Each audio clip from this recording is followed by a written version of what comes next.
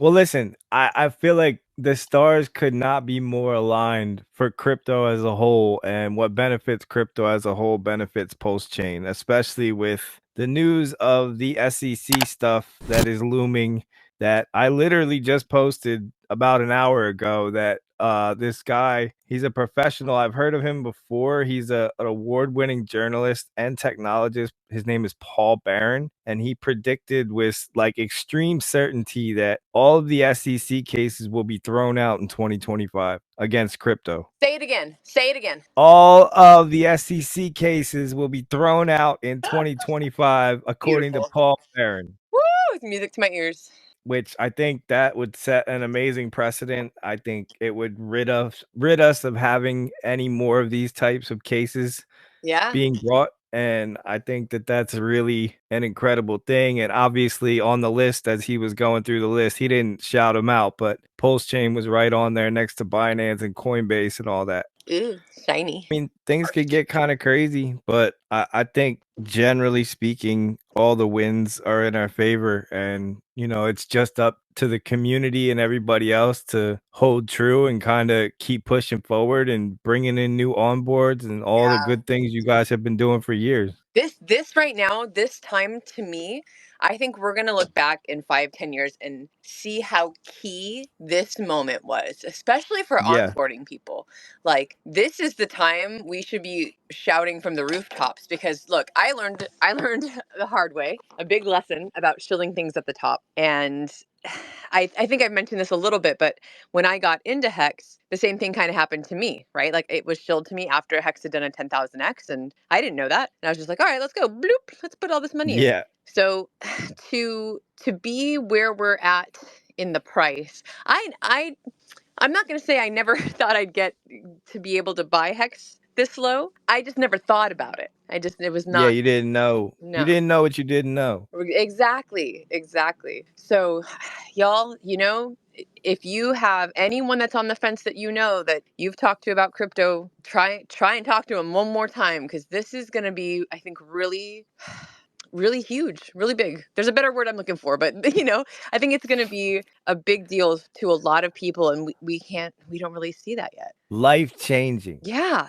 yeah, That's what you're looking for. that word, those, Life changing. yes. Cause I like truthfully, I've been through this before, obviously. So like I know how life changing it can be. And that's so from what I understand, from what I've seen, right? The people that, like Richard says, the people that make money here in crypto are founders and holders. And I just re-watched I don't know if it was a TikTok or whatever, something on social media about a homeless guy who gives like they ask him what his crypto advice is, and he's got this like DeFi coin explanation written out on cardboard next to his tent, and he just like encourages everyone to hold. So yeah, like the one thing I would add to what you said though is like it is important to sell at some point too, Mm-hmm. right? Like numbers on paper are fun and cool, but like when you start seeing life changing money, you need to start making a decision like, okay, I'm gonna start pulling some of this out because that's the whole point. Like, yes, buy, hold, all that, but eventually you got to get to a point where you could say, okay, I'm gonna buy, like, sell here and potentially buy back lower, or just keep the money that I've made. That's the whole point of it.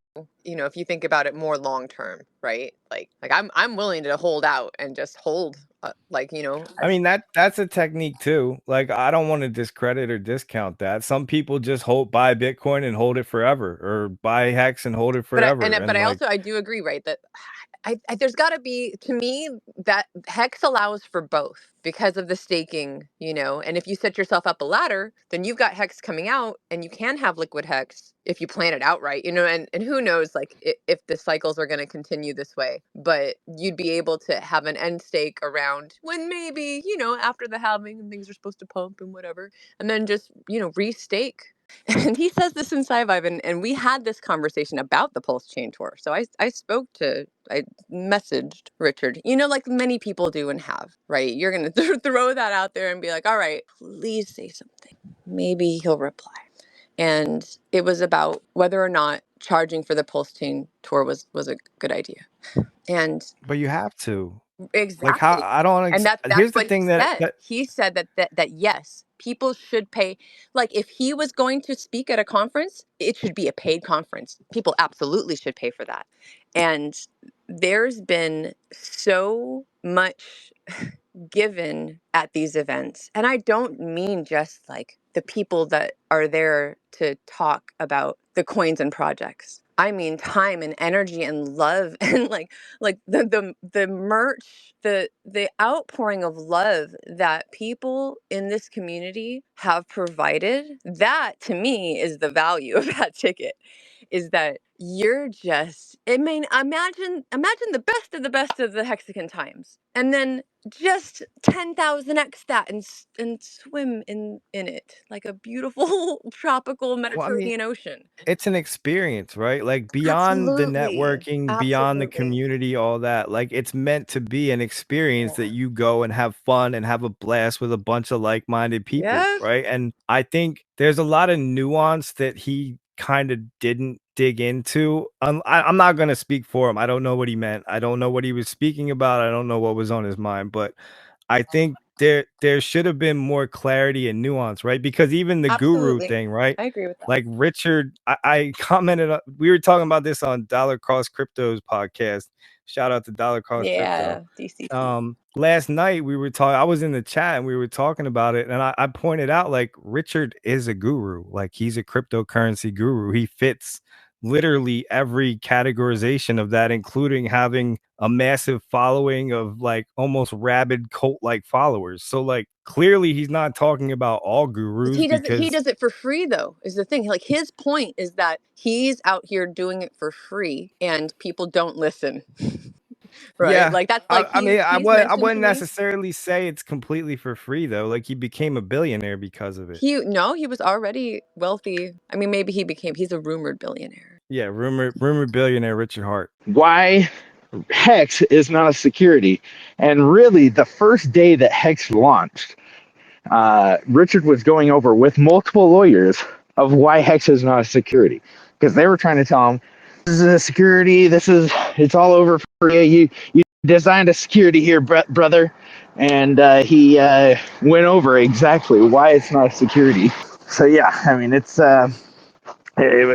pretty funny to hear it now, all of these same arguments that we're hearing from the SEC of why, this is a security, and then Richard tells them this isn't a security because of this. Even the lawyers on kind of guy named Siebert, I think, or Silvert, but he's a lawyer who actually prosecutes and defends securities in the space, I guess, in crypto. And he is, I mean, Richard's just kind of mopped the floor with him. It was one of the reasons why I actually got into Hex, and I was more like, okay, Richard seems like he did all of the all back end stuff. It sounds like he knew what a security was.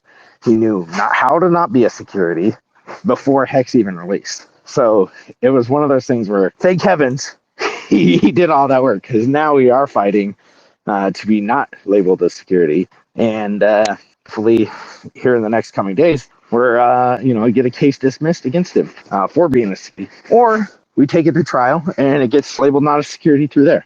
I mean, that's pretty much where we're at. What do you think, what probability do you think that RH is, let's say, going to be back to his old self again, doing streams, talking to people, trying to be out there if the case goes well? What would you like to see if everything falls through with the SEC case? Because clearly that's the big inflection point that we're waiting on. I think that within the court documents, they were trying to put an injunction on Richard to make him, so an injunction is pretty much like he has to stop right now of doing this. In the court documents, I believe there was an injunction that they wanted to do. I don't think they got it granted, that Richard can't talk about cryptos anymore. So in my opinion, it's probably that. It's probably his lawyers saying, anything that you say will be used against you.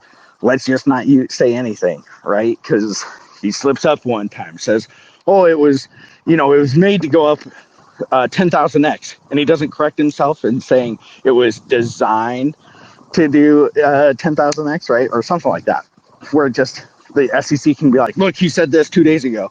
So instead, just have him not say anything and let the community kind of, plus fudding people out, right?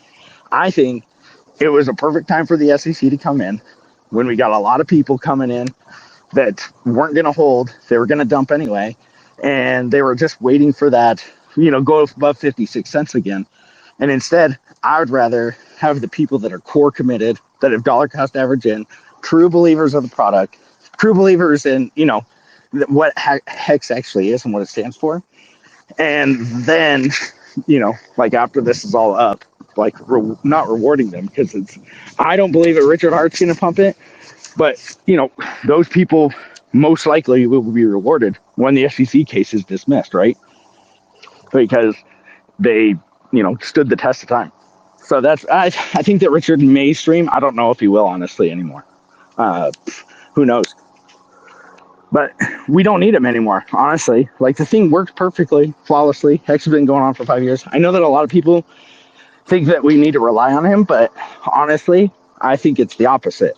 Like, we need to rely on each other, and that's why, like, we need people to talk about it. We got tons of people talking about it, so it's not like we have a lack of streamers or anything like that. We just need more eyeballs on it, which again is going to different conferences and talking about Hex, going to a Bitcoin conference and talking about Hex, not circle jerking. And there, the online conferences I think is great. It shows community and shows like togetherness. Free conferences, great. But I guess what Richard is saying is paying for $500, $300, and plus the airfare, plus the hotel fare to sit in a hotel, or excuse me, sit in the conference room and hearing the same things that you could hear it online for free. So that's what I think. Again, I think he's always going to be smart and always be 10 steps ahead and knowing what he can and can't do. I think reality is that we just lived in an unjust world. That I think Hex is great because it is perfect. And as you said, Hex by itself is going to be running totally fine. I think the Pulsechain community with all the validators, it's a decentralized system that can last by itself and operate and work. I think all that is going to run well. So going back to my first question, the tech, I think the Pulsechain and Richard Hart, the tech aspect is fantastic, and we're just started with the gains. And shoot, if he beats the SEC case, I think that's going to be a lot of cred for traditional people in the traditional finance world, even though Hex is really, really volatile, and everyone is, I think those kind of people with a lot of money are very, very cautious, but I think we'll get some cred. And I think if it was a just world and he was allowed to, and it was a smart thing to do, that he would get back to his own self and try to market again, even though he doesn't have to. Just like all those companies, just like the companies and examples that I mentioned, like Elon Musk just being a spokesperson and bringing a lot of attention and having conversations. And that's what he did before. And I think if he ramped it up again, it would do really, really well. Would project everything. I think we'd get the gains that we've all been aspiring for. And that would help out a lot. I think just the road would be a lot more difficult, and we would go through a lot more turmoil like we are right now, people barking and yelling at each other. So a group always does best when it has a leader, or monarchy always does best when it has a good king acting. And I think RH has always been that. So just hoping for the best. And luckily we just have real crypto, and if you're staking and chilling and being all right, I know not everyone can do that from where they are in life. But yeah, if you've been an OG, you've been missing a lot of those gains. But I don't know, 10, 15 years down the line, I'm kind of secure. Yeah, you got your reputation precedes you. And if you are somebody that is a known, whatever scammer, then that's going to follow you forever. And people wouldn't get into Hex because they were like, oh, he's a spam key.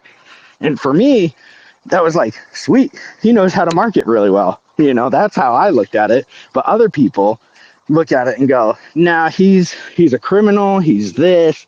And I feel like I could look past it and see his intelligence, see how he marketed Bitcoin when he was marketing Bitcoin or talking about Bitcoin. And I could go, okay, he's actually, I was going to get into Hex no matter what, but I had the the inkling to be like, no, I'm going to stream for this, instead. So yeah, I mean, Richard is, he's a character, right? And those characters, especially if they have a history, are always going to be, have their reputation shown. And unfortunately, he had one mishap in his 20s that followed him. And these guys that are burning their reputation right now in the community, that might follow them for the rest of their life. I don't know. Like some of this SEC stuff, what happens in 10 years if they start doing blockchain analysis with AI and see, oh, this guy did get paid, or this guy did get this, or that, and then they start suing these influencers. And obviously they're coming after me and my family. I mean, my wife got a subpoena. Who, for what reason? I have no idea. She doesn't even know how Hex works. But yeah, I mean, this is just the start of it, I believe. And people are asking me all the time, hey, what's the difference between now and when Hex first came up, right? And it's similar, but it's not similar. I mean, we weren't in a bear market for 4 years now, right? So it's like, so we kind of, I mean, that's one of the reasons why we had to fork. And now people are looking at eHex instead of pHex because they don't know anything. And they're like, look at eHex, it's down 99.99%. And then they don't realize that there's an entirely different ecosystem or an entirely different chain that has Hex on it. And they just look at eHex, which is one of the reasons why I hope eHex actually does well, because eHex is kind of Richard's baby. And if we all kind of look like we, gave up on eHex, I mean, it's one of those that could run like crazy too. It's got low liquidity. It does exactly what pHex does, and it's closer to the money, right? So it is one of those where it could actually do it really, it could go up higher than pHex at some point, or it couldn't. I have no idea. I keep holding on to my bags of eHex just because I'm hoping for it to do that. But it's one of the last ones. I'll buy it before ink. That's for that is one that I will buy before ink. There's a concept in like the adoption of new tech that's this idea of like something happening gradually and then suddenly. And I am eternally optimistic that like Hex will eventually have our moment. And like the most recent thing that I've seen that like makes me really optimistic is for this year's online Hex conference, which is happening Monday through Thursday of this week. I actually got an outside person to come speak for the first time ever. And I don't think I've actually like made the announcement like or highlighted it yet. But the outside person, his name is Bobby Lee. This is Charlie Lee's brother. Wow. Okay. Yeah. And he's going to be on for a whole hour where I get to interview him. He ran the biggest Bitcoin exchange in the world in 2017, in 2016, before China made him shut it down. Get cut out. It might have been just my phone though. So sorry. Yeah, it was like Bobby Lee. He's the Bitcoin billionaire that ran the world's largest exchange in 2016 and 2017 before China made him shut it down. But I'm really excited that whatever. Basically, I went and like met him 3 different times at 3 different conferences, and that's what I used as like leverage to be like, hey, come speak for an hour, basically. And even though even though he's not a Hex supporter or anything, it just shows me that there's hope that people are willing to, come and be a part of our kind of like our spotlight, if you will. Like the Hex community is something that's not going away. And people are suddenly starting to realize that, I think.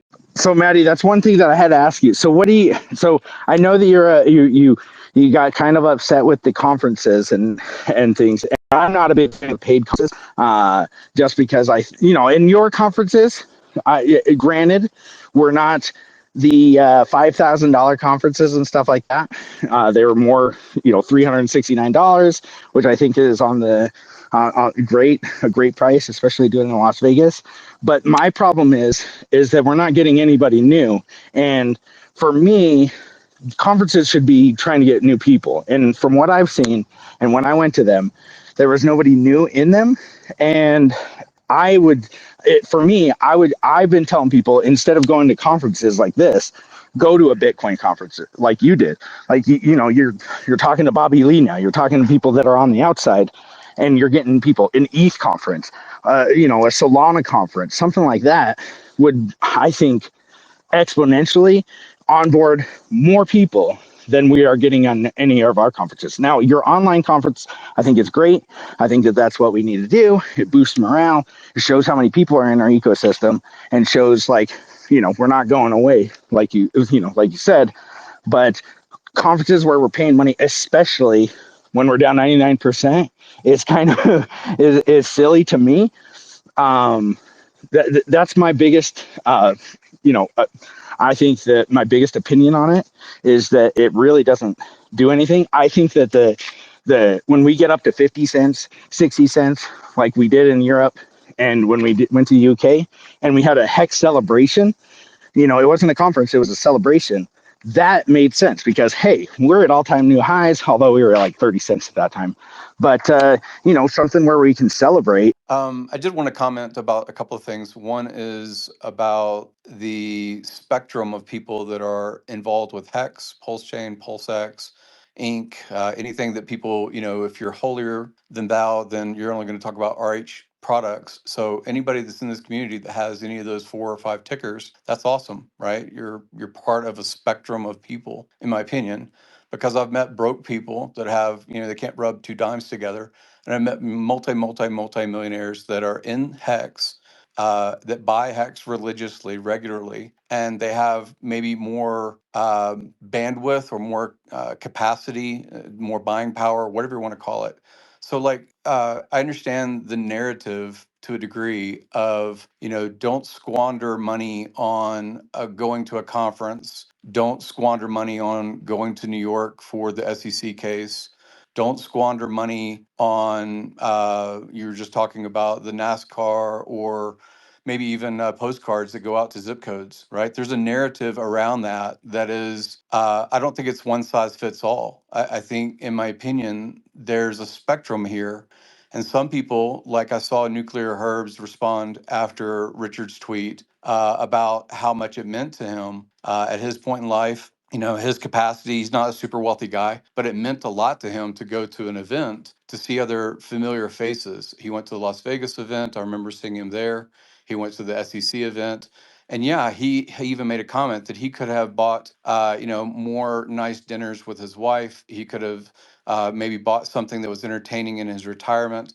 There's all kinds of things he could have spent his money on, and he decided to go to an event that was an expense. Maybe $3,000 to $5,000 probably for him and his wife to go to New York. Probably $3,000 to $5,000 to go to the whatever happened in Las Vegas, where I saw him there. All I'm getting at is there's a spectrum here. And if we, again, people are going to do what they're going to do. Some people are going to hate and say that's wasteful, or, the organizer, just needs another 300 grand to, put sandwiches on the table at a conference or something like that, like this history that we've had of the Pulsechain conference. And it's somewhat hypocritical for some, maybe not for all, but it's somewhat hypocritical in my opinion, because I see people that have more than a shitbox $5,000 car. I see people that live in more than a 2-bedroom, 1-bath house. And they say things like, you shouldn't spend money on conferences. You shouldn't do these kinds of things because you could have bought the token that I have a big bag of. So, like, the narrative around, what people choose to budget. I'm glad the hexologist at the end of saying something earlier said, we're all adults, and make your own choice about what you want to spend your money on. And when you spend it on something that goes to zero, has no kind of evergreen content, doesn't impact your life, doesn't change your perspective, then yeah, you can say that conference was worthless. I've gone to so many real estate events where I paid $3, $4, $5,000 to learn something, and then said, well, that was a waste of time because it was just a shill. It was nothing useful whatsoever. But then I've gone to other conferences that were highly useful and changed my net worth dramatically. So all I'm getting at is there are people that are selling a course. I think that Crypto Coffee has had the longest running like education course, and he has a referral link for it. And when people want to shill it, they should shill it. And when people want to buy it, they should buy it. And if they learn something from it, then great. And they should be praising the fact that they learned something from that course that Crypto Coffee has offered. But they also should shut their mouth if they didn't learn something, because I think it's dumb when people try to shift the blame on where they put their dollars. They put it into a protocol that goes to zero, they put it to a protocol that goes 10,000x. Then, yeah, shout to the roof about what it is you won on and shut up about what you lost on. Richard Hart threaded the needle. He threaded the needle because his protocols could have failed. We didn't know. He could have rugged us. We didn't know. We don't know 99% of the things that we speculate in these spaces and on YouTube and we Twitter battle over for years. We don't know. So, like, everyone has to have their own, in my opinion, have their own accountability. I saw that Silver the Antidote, put money into a protocol. I saw that Steph. I met Steph at, what was it, Singapore or whatever. I did a stream with him. I recorded, hey, what's been going on since Staker, basically. And, the guy built a protocol. He threw it out there. People decided to participate or they're not. I think almost everybody that was OG, if you want to call it OG Hex, said, I'm not going to put things on a cell phone. I just don't want to hold my crypto on a cell phone. So almost everybody benefited from Hexfire, Hex Live, whatever it was, all the different websites that have been put out there voluntary wise. Some benefit from GoPulse website. Some decide that they're going to buy on GoPulse, and then they get beaten up on Twitter because it's more expensive. You could have got more coins if you just went this other route. People are learning, man. Some people need like social interaction in person. It's very interesting. Again, I'm gonna since I'm probably burning bridges on some of these comments, I'm just gonna say them anyway. There was $3 million or so spent on a movie, and that movie has been out there for a couple of years. And you know who could have said, no, I'm not going to participate in that movie? Richard could have said that. Richard could have said $3 million doesn't need to be spent on a movie because I think it's a waste of your funds and you should be buying this token instead. He didn't say that. He wanted to be popular and he saw it as marketing opportunity. Some of the people decided to NASCAR sponsor. Some other people decided to throw a conference together without any participation from a major founder of a product or protocol. That's their choice, man. Just live with what you decide you're going to do. And if it works out, great. It's awesome because you threaded the needle just like the founder or the protocol or the community that supports it. And if it doesn't work out, it just didn't work out. Like 99% of life is chance. This is a lot of chance. We may think we're smart, like people were saying earlier about the Bitcoin guy that bought for 250 or $30 or $2. I mean, I talked to Roger Ver this week.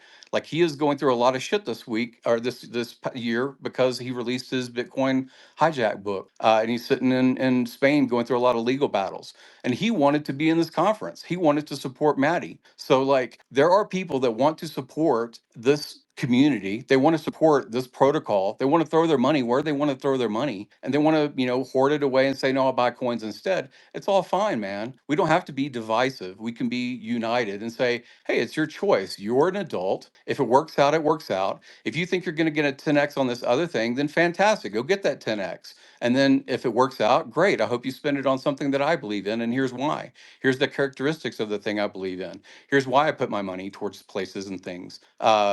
So I go to these events. I see Maddie at Bitcoin conferences. He sets up in a hotel across the street. I don't know that he went to the one that I went to most recently, but he streamed, with a lot of OGs and things like that. A lot of his costs, he gets shit for, right? He gets shit, but he is taking the risk because he's a public figure doing those things. Hexologists, when you stream, you take a public hit. You take a public risk. I take a public risk. Everybody takes a public risk.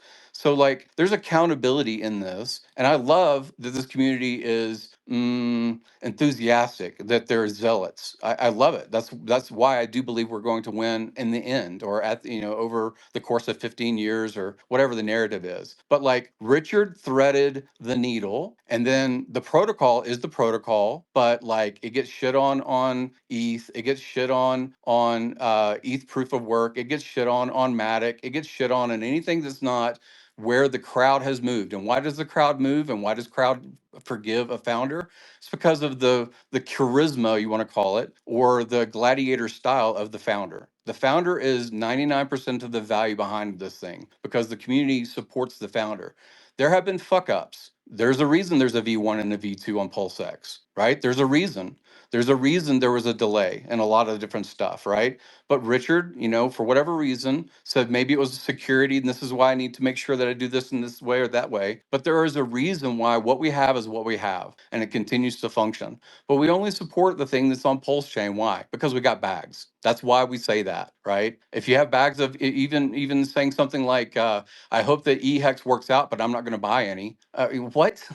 What? Why? Do you believe in a protocol? Do you believe in a founder? Do you believe in a community? Then support the community or the founder or the protocol that you believe in for those reasons. Like I just don't like the disingenuous kind of Twitter battle that's been going on for 7 years here. 7 years, man. This community has been here since 2018 or whatever. I think beginnings of 2018 in Telegram. So like all I'm getting at is Richard so far has been successful and I hope he continues to be successful and I hope he thrives and I hope this community thrives and I hope the protocol goes on forever and ever and ever and is immutable and never changes, just like it does on 3 other blockchains. It functions on other blockchains, but we don't talk about that. Why? Because we don't care, because the founder doesn't care. Half chance, man. Half of this stuff is chance. I agree with nearly everything that Gary is saying.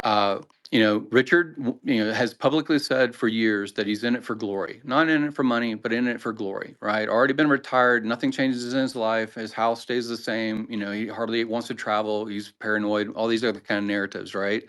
So like, why do it for glory, right? Why be the founder of anything for glory, right?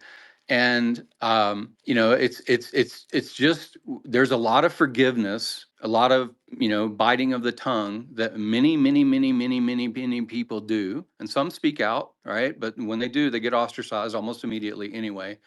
So all I'm saying is, when you're in it for glory, you deserve the glory when it happens. And when it doesn't happen, or when your product or protocol or community fails, community building skills fail, your marketing expertise fails, then you deserve, the memes and you deserve the repercussion, right? Richard says, don't send money to a central exchange that's in a significant amount, because at any time, basically, that amount can be locked up and you can lose your money in a central exchange. It's kind of the same thing. Like, you're going to trust lending your lawnmower to your neighbor until your neighbor stops bringing shit back. And yeah, I think that people should, if they're going to do something, they're going to speculate. They're going to say, hey, I'm going to throw some money out there. They need to have their own guide on what percentage of risk they're willing to take, and understand that everything is on the risk curve. Absolutely everything. There's so many things that, Richard has said it too, which I believe is, everybody would agree with. It's a miracle that any of them works. It's a miracle that anything here works, or, pseudo permissioned by government so that you can act in some way that you have an illusion of freedom. It's a miracle. And here we are in 2025, all right, brand new year. Somebody wants to organize an event. They want to do it voluntary. They want to do it online. They want to do it for free. They want to volunteer 40 hours of hosting and corralling people. Fantastic. Everybody's going to approve that, right? Because there's no cost. Nobody really gave a problem to Hex's launch when there was a referral link, right? There was no problem there, because people could do a free claim. They could self-refer. They could, just prove that they had Bitcoin in their wallet, right? And there are a lot of people that, we've known for years that bought Bitcoin only so that they could be part of that free claim. And then they sold it right after, right? So all I'm getting at is, be a little bit more understanding that there's a spectrum of people here. Some people are broke as fuck, and some people are wealthy as fuck. There's a lot of rich people inside of Hex. There's a lot of poor people inside of Hex. And so the one paint color, one brush paints all of the label of Hexagon or Pulsechain or Pulsechain or Richard Heart Maximalist or whatever you want to call this. It doesn't fit everyone. There are different spectrums, and there's certain cynicism and there's certain blindness also in this community. It's just it's the truth of large numbers, right? Yeah, and I agree. And with that, I've even made Richard memes of Richard. I remember when Pulsechain was coming out. It's like, how hard is it to control V, control C, control V, right? Like, we all made the memes of a skeleton on a park bench, waiting for Pulsechain 2 more weeks, 3 more weeks. I mean, that's the thing. So I don't think that Richard, if it goes far enough, I think that people will start getting irritated like they are now. Yeah, and I agree with you. I mean, it people, like I said, should be forgiven. If it's their reputation on the line, they're putting their reputation on the line. If it doesn't work out, I think they should be forgiven. Don't forget that person did it, because hey, they got into that. Maybe they're not the best of calls, and they continue to do it. Serial people like that. But obviously, I'm a big fan of the just forgiving them, and just like let do their own thing. If somebody wants to create something for profit, capitalist, if they want to do something, I'm fine with that too. Just realize that they're probably, there is going to be a lot of people upset that it's like, hey, and I get what you're saying with the movie, $3 million. Richard did that. I think the real reason right then that he wasn't upset is, hey, we're at the top. These people, most of them, from what I've seen, they cashed out the $3 million at the top, right? So that's like, it was kind of like, hey, let's get into this movie. We made money with that. We weren't down 99%, and then we're asking, hey, can we get some donations for a movie that we want to make? That is kind of like the movie. If the movie will be great, in my opinion. The movie will be amazing when we pass 40 cents. When he bought he sold his house or whatever, and he bought it at 40 cents. It'll be great. We're 80 cents a dollar. Right now, the movie looks cringe to me, in my opinion. And it's something where it's like, why is this thing coming out? But when you look at all the hardships and look at everything that happened, I think that it'll turn out decent once we're at all-time highs. Hopefully, we're at all-time highs again. Yeah, I'm not trying to throw any particular thing under the bus. It's we've had 6 years of history of speculating on what may work on getting the word out, who to engage, who to, I remember when a lot of us were really trying to get Joe Rogan and Richard to be on stream together, or Ivan on Tech. Many years ago, we could have had Ivan on Tech. I think he wanted to charge 30 grand for like an episode just about Hex. And we said no. We said no, we're not going to pay for that. And Richard has had that narrative too, which is I'm not going to pay for things. Maybe it's for the security as a founder. Maybe it's so that there's less blowback on community organizers that say let's do a fundraise to sponsor a channel or something. BitBoy gets his well-deserved shit sometimes, and he gets his short time praise when it's like, come over to the other side and talk about our product or talk about our community. It's just, we're all guessing. There is no expert in this. I don't think that Richard's an expert because this has never existed before. And to be quite honest, everyone here, I believe, had crypto before they had Hex. I believe that everyone here either had Bitcoin or they had Ethereum or they had something else. So the idea that someone's a maximalist is not true. Nobody's a maximalist. Even there's no Hex maximalist, because I don't see a lot of Hex on ETH Fair Twitter posts. I don't see a lot of Hex on POW Twitter posts. There's just not there, right? And it goes back to that battle that we've had for years about E-Hex and P-Hex.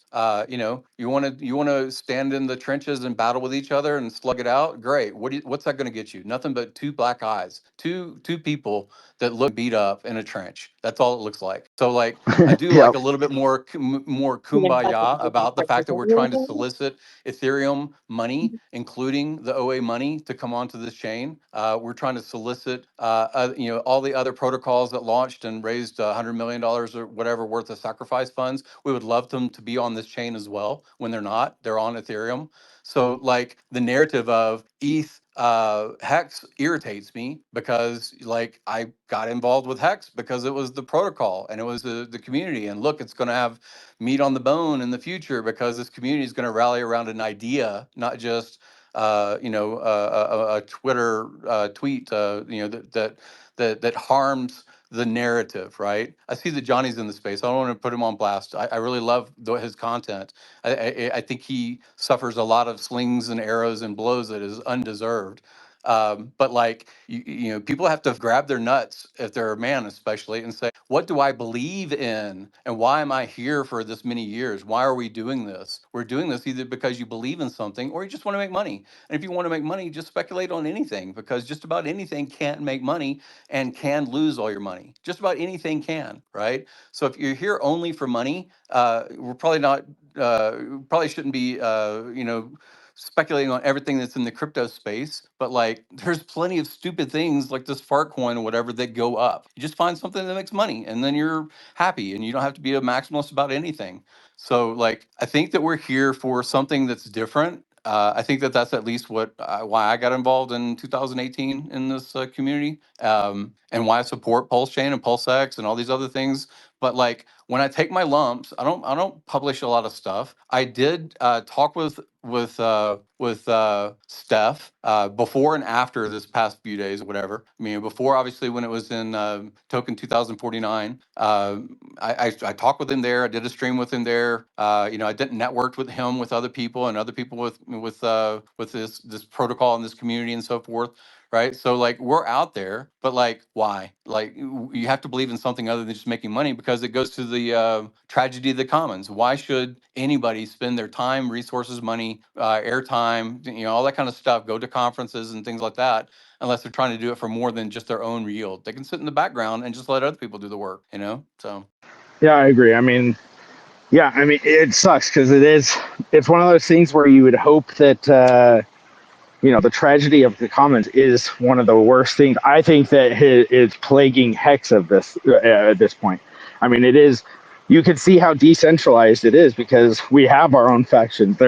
You say that there's no maxis, and I get what you're saying. Like, there's no maxis because we've all been into other things, and I'm not even a maxi.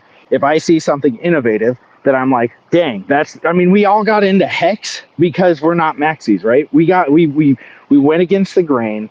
We went against what the main narrative of what it was in 2019 was, and it was Bitcoin only, or maybe Ethereum, maybe a little bit, but most of us went against the grain and we went into it. And me right now, I'm the only reason I only talk about Hex is because it's the only thing that I've seen coming from a smart founder that has done a lot of due diligence, has come on stream, put his face out there, is intelligent enough to me to know game theory, to know all of the ins and outs of crypto, to make it be like, okay, I'm going to put my face behind that.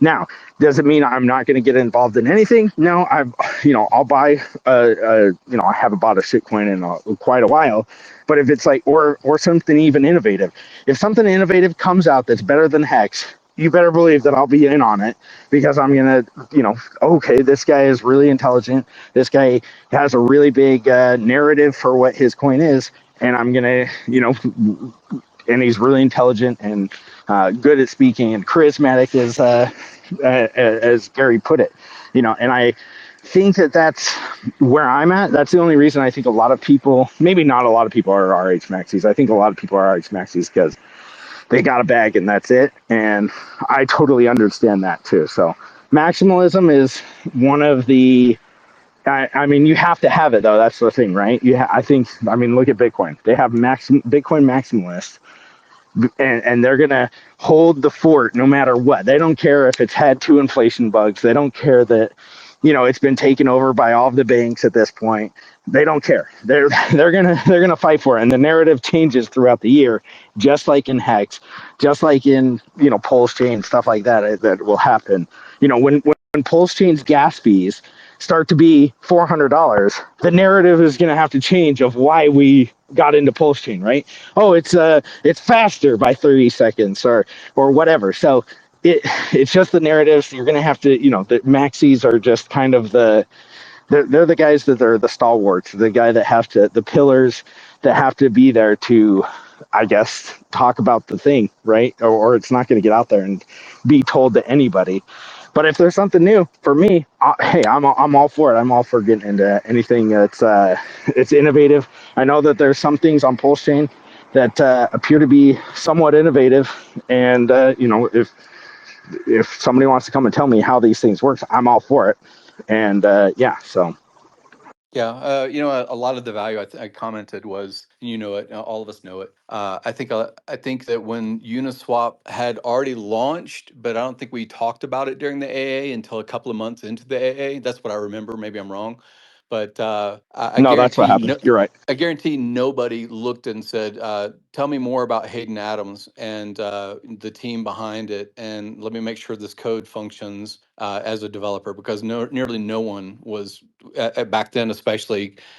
It was just a trust factor, and part of that was because, and Richard likes to gloat about it. All of us like to gloat about it because we made Uniswap popular, and we deferred the analysis, just like many do, deferred the do your own research element to the trust of someone else. So a lot of us trusted Uniswap because Richard trusted to say something about Uniswap, and that's part of his brand, right? Part of his brand.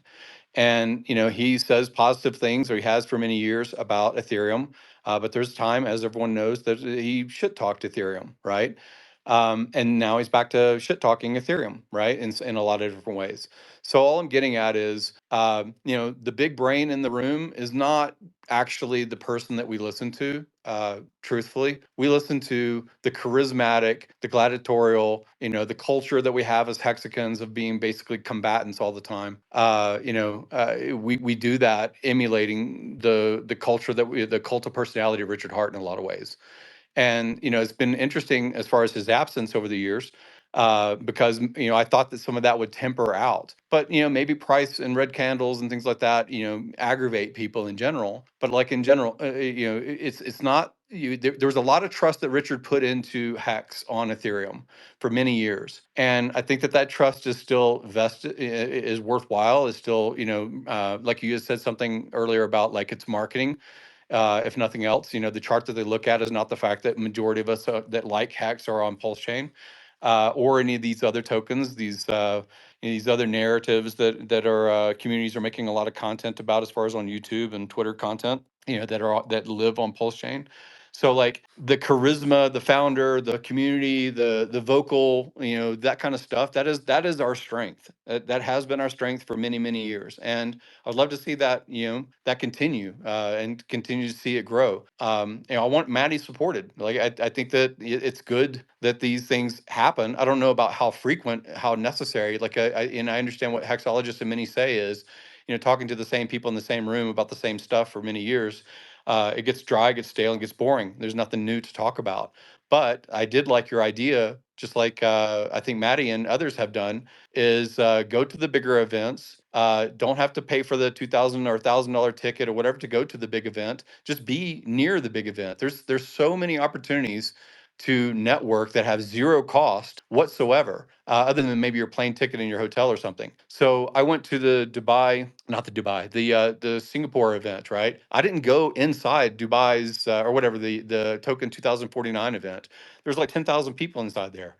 What am I going to do? Sit on a row of a bunch of different seats and talk to my next door neighbor? No, I'm there for networking. And there was a list that Mind Your Biz, if people know Seth, Seth's a great guy, but Mind Your Biz gave me, which was the 200, maybe 300 events that were going on over the course of the next 2 to 3 days, which were all little coffee shops, or sponsored by, or whatever it was. That's how I spent so much time with Ivan on Tech. That's how we made all that content, and it did a lot of networking and stuff there. So, like, a lot of this stuff happens, again, I think, in my opinion, my bias is face-to-face belief that, hey, you're a real person, you're not a bot, you're not just a Twitter name, you're a real thing. Like, it meant the world to me to meet you for the first time, Hexologist. And I think the first time I met you may have been in London. I can't remember if that was the first, but, like, it meant a lot to me because you and Coffee and RG3 were, and Miguel, Litecoin Jesus, or whatever he was back then. It meant a lot to me back then, to see that these were real people, and you volunteered your time, you volunteered your risk, I guess, as far as, like, international during COVID times and things like that, and it meant a lot to meet you in person. Now, I might feel it's a little bit repetitive to do it, every single year, on some particular month or something now, because I want this community to grow. I do not want it to shrink or stagnate. And so, like, approaching marketing in guerrilla style, low cost, low cost. That's all fine. That's great if it actually people go out and do the work. Some of those events that I remember going to that were just like organized at a pub or whatever in the early days, especially. I think it was around the London event. I met a lot of people in London that I didn't realize how many people were England in this Hex thing. I thought everybody was American because that's all I saw on YouTube. And then we met like 1,000 people that were, from all these different parts of the UK. I was like, holy crap. And yeah, we've been paying attention all the time. Remember all the Australians? Remember all the people that were in Australia making content constantly? Like, we need to, not we need to. I would like to see a rebirth of like, why are we here? What are we doing? Why aren't we on every other blockchain, just basically looking for a 2 or 3 or 5x, and or sitting anonymously and being a market maker of some sort? Like, I would love to see those days come back. It'd be great. Yeah, I agree.